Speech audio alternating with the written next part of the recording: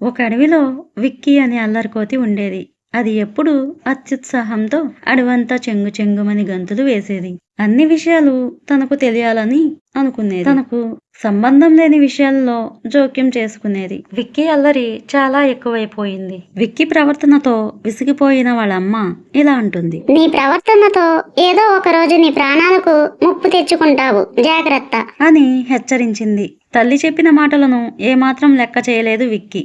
ఒకరోజు విక్కీ ఊరికి దగ్గరలో ఉన్న పొలిమేరల్లోకి వెళ్ళింది. అక్కడ బాణసంచా అమ్ముతున్న దుకాణాన్ని చూసింది. దుకాణ యజమాని మధ్యాహ్నం భోజనం చేసి ఒక కునుకు తీస్తున్నాడు.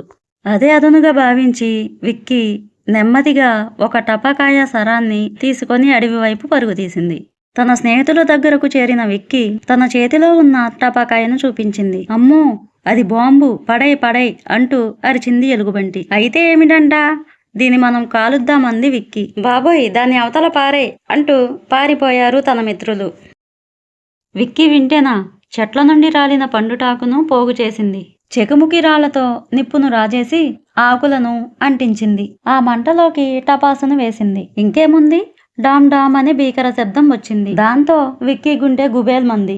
అక్కడి నుండి వెనక్కి చూడకుండా పరుగు తీసింది. అప్పుడు కలిగిన ఆ భయం చాలా రోజులు తగ్గలేదు. ఆ రోజు నుంచి విక్కీ అనవసర విషయాల జోలికి వెళ్ళలేదు. అప్పటి నుంచి విక్కీ వాళ్ళమ్మ చెప్పిన మాటలు శ్రద్ధగా వింటుంది. ఫ్రెండ్స్, ఇలాంటి మరిన్ని స్టోరీస్ కావాలంటే మన ఛానల్ని సబ్స్క్రైబ్ చేయండి, షేర్ చేయండి, లైక్ చేయండి.